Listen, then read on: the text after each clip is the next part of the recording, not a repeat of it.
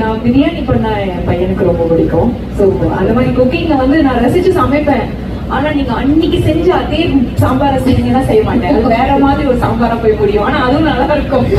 Okay, actually பெரியவங்களுடைய சமையல் மாறவே மாறாது. பொதுவாவே இப்போ எங்க அம்மாவோட சாம்பார் இல்ல எங்க அம்மாவோட அவியல் அந்த மாதிரிலாம் அதே டேஸ்ட்ல இருக்கும். நம்ம எப்ப வேணா யோசிச்சுக்கலாம். ஆனா என்னோட சமையலை பொறுத்த வரைக்கும் வேற வேற டேஸ்ட்ல வரும். டிஃபரெண்டா வெரைட்டியா இருக்கும், ஒரு நாளைக்கு ஒவ்வொரு மாதிரி.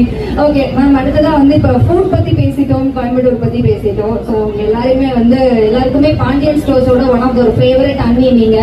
ஸோ தனம்க்கு அப்புறம் இப்ப தமிழ்ல வந்து எப்போ பார்க்கலாம் உங்களை சீரியல்ல, அண்ட் இப்போ நீங்க என்ன ப்ராஜெக்ட் பண்ணிட்டு இருக்கீங்க மேம்? தமிழ்ல விஜய் டிவில தான் ஒன்று பேசிட்டு இருக்காங்க.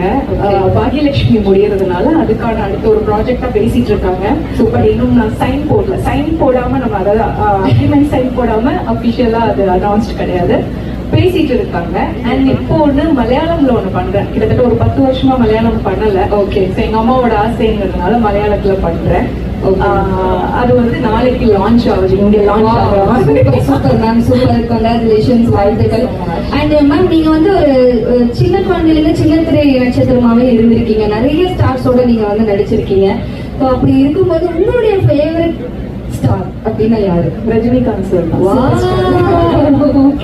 எனக்கு அவரை ரொம்ப பிடிக்கும். அப்புறம் கமல் சாரோட நடிப்பு ரொம்ப பிடிக்கும். சூப்பர். ரஜினி சாரோட ஸ்டைல் பிடிக்கும். ஸ்டைல் ரொம்ப பிடிக்கும். இப்ப என் தளபதியும் பிடிக்கும்.